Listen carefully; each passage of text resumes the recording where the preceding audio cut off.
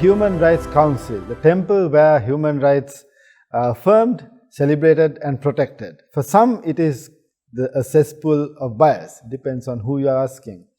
But we are going to talk about, we need to talk about the situation in Geneva in the coming few days, where we anticipate a resolution on Sri Lanka, for some against Sri Lanka.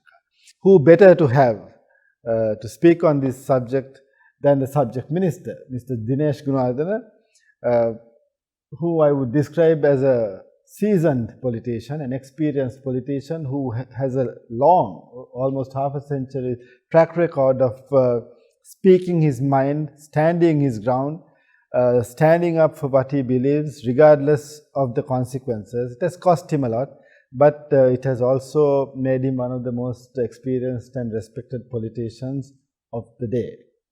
Glad to have you on the show, sir. Sir, where do we stand now in terms of the 46th sessions? We hear about the resolution that is to be brought on Sri Lanka, moved by Britain, I believe. And we have had the High Commissioner, Michelle Bachelet, whose report, section of a report on Sri Lanka has been described as damning. What do you have to say about what has happened so far? Of course, the UN Human Rights Commission, as you rightly said, set up by the UN, meets the key session in February-March, which is today the 46th session that we are facing. And end of the year, a short session also is on. Human Rights Commissioner, who holds the Office of Human Rights Commission, is appointed by the UN to be the key official reporting to the Commission. Of course, even this year, there have been very adverse comments that she has been reported, which will be announced next week by her.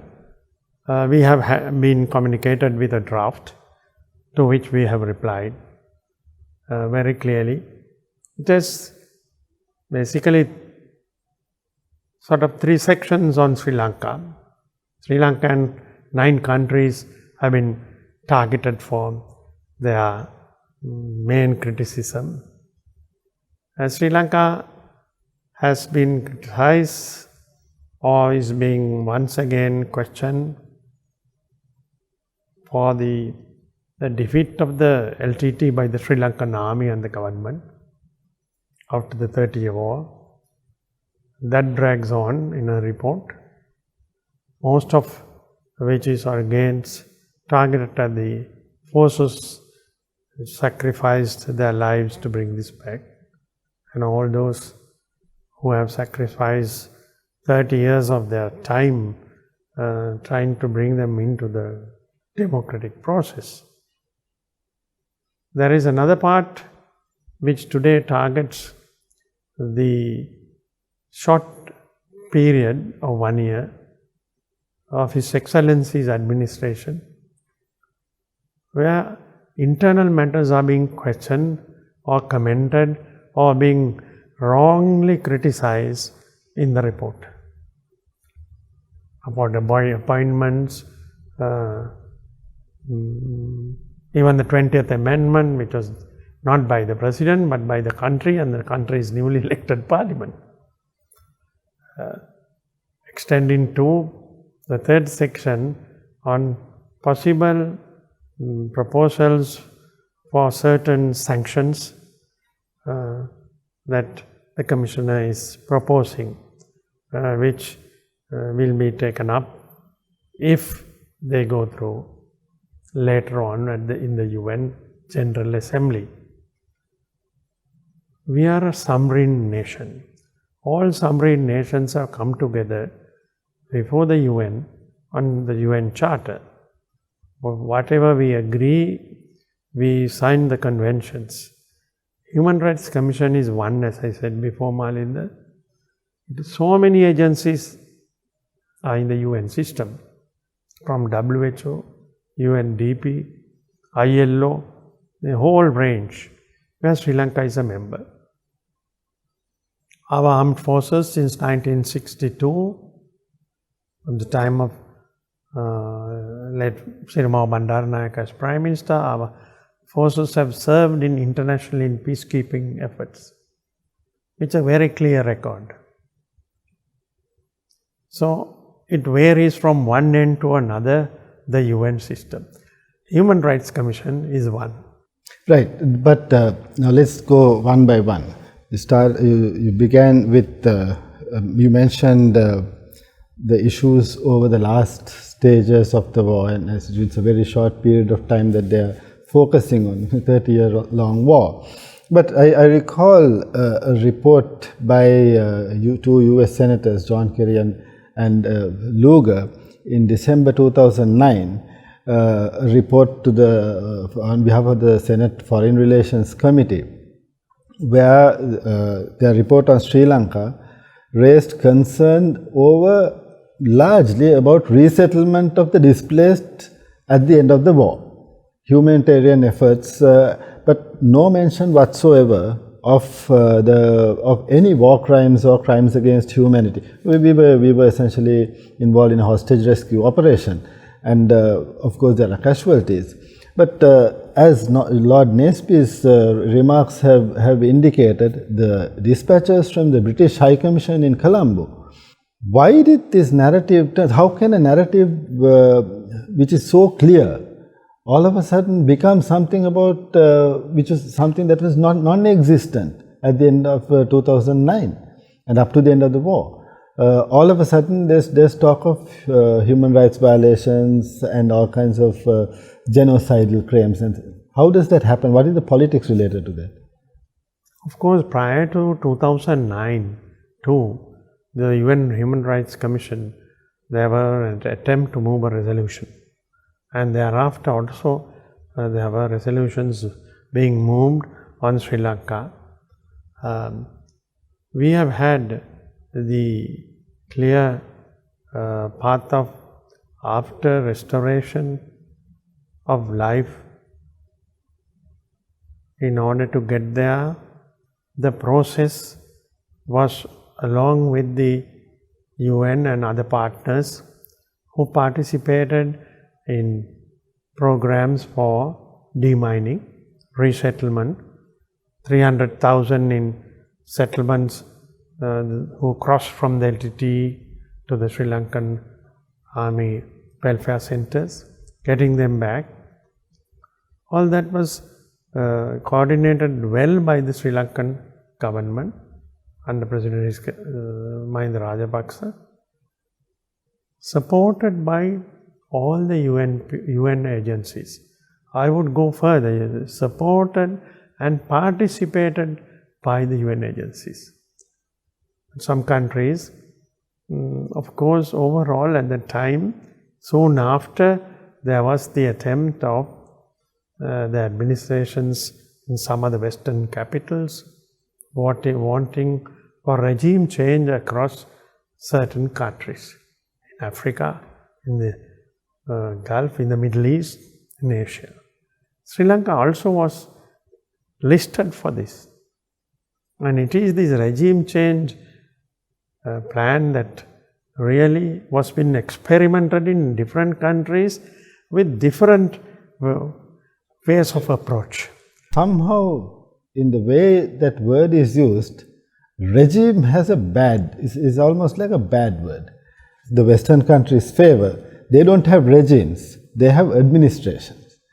The countries that they don't like, they are called regimes. So you have for example, the Rajapaksa regime. And you have say, for example, the Maithripala Sirisena, Ranil Wickremesinghe administration or government. Is this choice of words informed by the political outcomes that these countries prefer? Yeah, very likely when they want to take some planned action, they would like to categorize different countries in the global south initially, so that they have a massive propaganda campaign. So you're saying that it is not just facts, it's partly about how things are positioned, narratives that are privileged and so on. Is that what you're claiming? Very much. Why now for Sri Lanka we are in a very important geopolitical position in the Indian Ocean. We have been always facing this type of challenge because we are in the key maritime lanes across, and Sri Lanka's foreign policy has been non-aligned, neutral, not joining any other camps right through, which have been very diplomatically handled by all our governments, except that we went into difficulty once or twice by rushing into agreements. So Sri Lanka has been a key place that most of the global north has been seeing as a country that has to be, of course, today we are in an era of end of colonialism, but in some way, how to get Sri Lanka to toe the line. Now, in the Human Rights Council, there are 47 countries. You take Britain out, there's 46. Now, out of those 46, 42 countries have been invaded by Britain at some point in history. And yet, the word in the street is that most of these countries might support Britain. The country which invaded them, plundered their resources, enslaved them, ruined cultures and so on, but they still would go along, some countries at least, would go along with Britain as Britain moves to hurt another victim of colonialism, Sri Lanka. How does that happen? Are we still, some of us at least, in a colonial kind of mindset? Of course, the post-independence era has not been totally a post-independence era. As you would know, the economic dominance that they are all today fighting under a different pattern was wanting right through to dominate most of the parts of the globe. But there have been tremendous changes because China's growth, India's growth, and this century Asia would dominate the growth patterns when we overcome the COVID-19. So obviously they want to have a role to play. Whether it's going to be a role to play in cooperation, in friendship, all our countries are offering this to the world. Still, our countries are being taken on various issues to deprive the flow of any possible economic support that comes from those continents to Sri Lanka, or to Asia, or to Africa, or to Latin America. I mean, there have been regime change in Venezuela. People of Venezuela fought back. Bolivia, the head of state had to leave the country. Our head of state left temple trees when results came by bowing down and say, I accept the result. Again, the people brought him back to power. So it's a battle between the people's power and the dominating forces who are trying to go against people's power. This is what I think. So, yeah, you're essentially saying that power lies with the people in the final instance, and if a government has the support, trusts the people, and the people trust the government, then that is the best chance you have, regardless of the nature of the forces arrayed against you. Is that what you're... Exactly. And whatever steps perhaps could be temporary setbacks, people would understand and get back, restore through people's movement. This is what has happened all over, because the goals and the aspirations of people today are much more advanced than before. People understand, communication has improved. People understand and know how unreasonable and unjustified apportionment of wealth is taking place across the globe. So it's a new situation than what we saw, say, 30 years ago. So obviously there are new approaches of destabilization which they are interested in. Some are just reports. Some are reports for propaganda. Some are reports perhaps for finally for research and planning another move to make. Right. Another regime change. You mentioned, sir, about the claim of militarization, which I suppose refers to the appointment of various former retired officers of the security forces to key positions in government. Now why is that term justified, militarization for the appointment of ex-military officers? Very unreasonable. When a person retires, according to his qualification, he could move to any place, any employment that he wishes.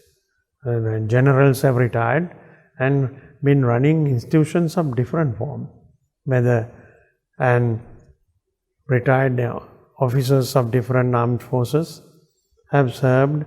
Now if you take the United States, has served in so many places. They want to have a follow-up of post-2015, where they were able to get the last government to go into a co-sponsorship of a resolution against our own country, which couldn't be implemented because of the violations of the Constitution and the people who were critical, as well as division within the government as a result. Now, follow up to that, we withdrew after President Gotabaya Rajapaksa was elected. We pledged that we would work within the Constitution, so that our country would follow any special inquiry, any special investigation, any special complaints, and review of some of the legislation which had been enacted since President Jayawardena's time. But we are reviewing that, we are ready to review. On this basis, we withdrew from the co-sponsorship, pledged our commitment to these principles and the UN system. We are within the UN system. Yeah, but they have, as you mentioned at the beginning of this interview, you mentioned that there were concerns in the High Commissioner's report about the 20th Amendment, where the wording, if I remember correct, is about the advances of the previous regime through the 19th have been rolled back or reversed by the 20th Amendment. I think that's a reference to the independent commissions and the Constitutional Council, which was replaced by a parliamentary council.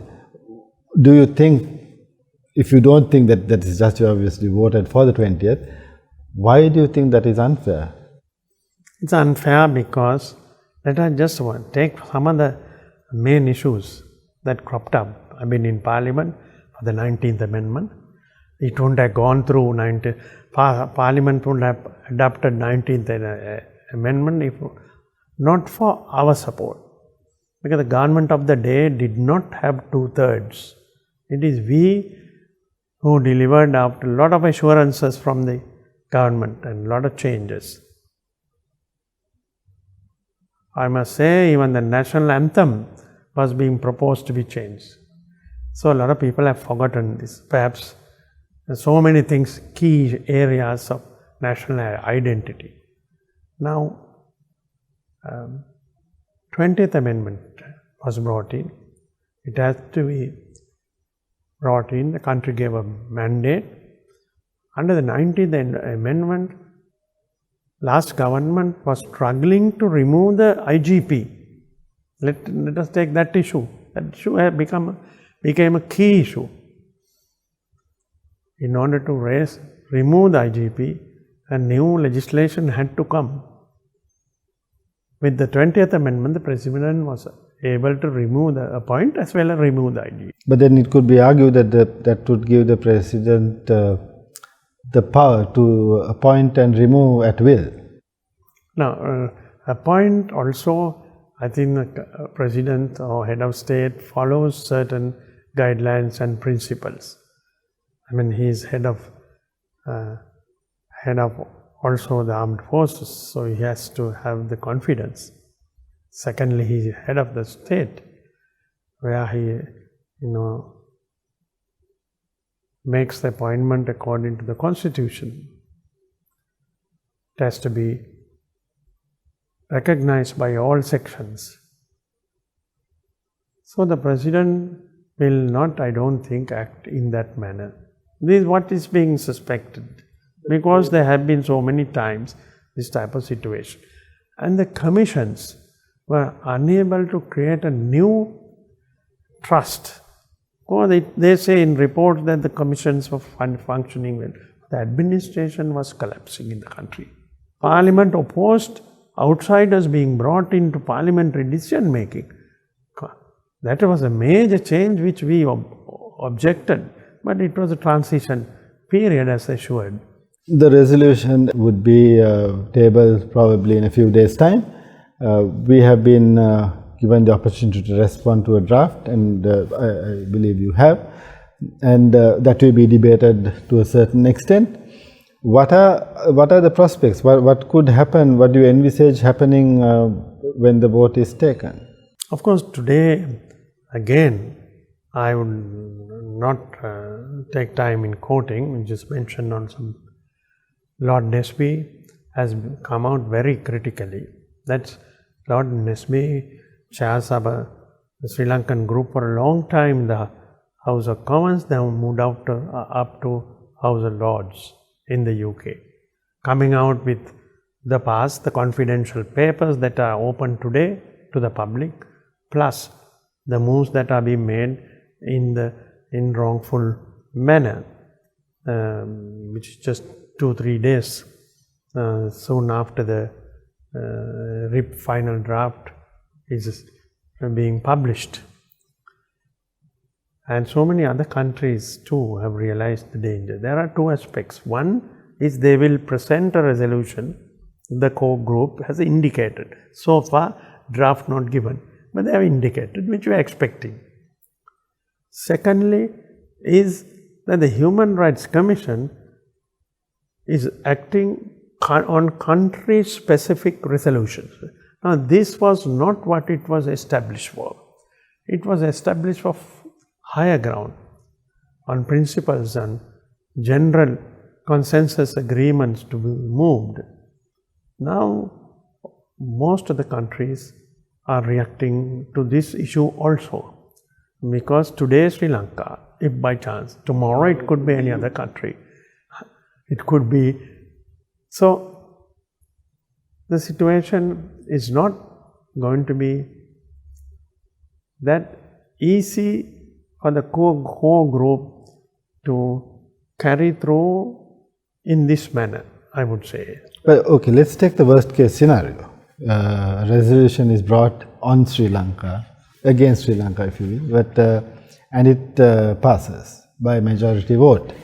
Where would that leave us? What would our options be then? They have been talking about sanctions, they have been talking about taking it to the General Assembly and thereafter to the Security Council. Who are our friends? Who can we count on? What are the options that we have in such an eventuality? In Geneva, we are only 47 members appointed from the General Assembly. All are not members of the Commission, but all the countries could participate. We have a fair number. I don't want to make announcements because things are still moving on. We have given our written reply, explained the situation, and we have also circulated to all our member countries the reality. Most of them know Sri Lanka's achievement and the process in Sri Lanka, the situation inside Sri Lanka. And so it is not a new situation on which the Commissioner's report can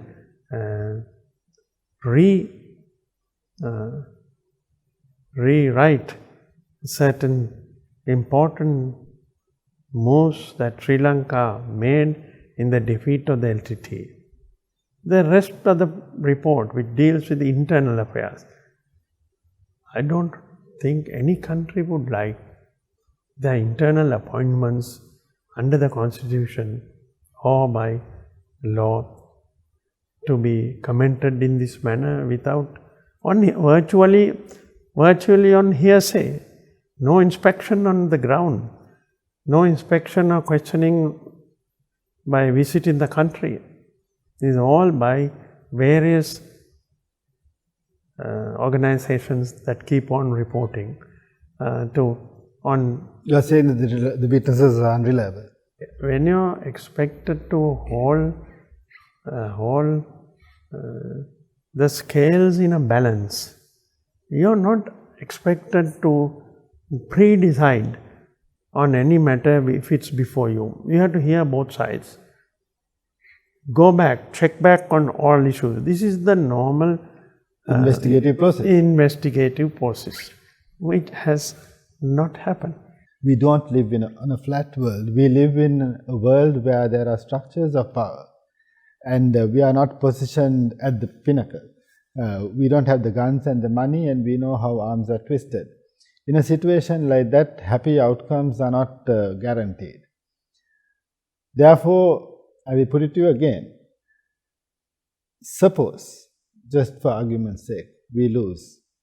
Where does that position us in how we try to move forward from that sad history of 30 years long war and the needs of the current Sri Lankan population who want to move forward?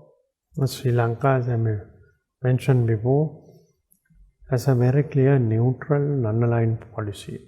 We have kept our maritime lanes open to all the countries who are competing in these areas.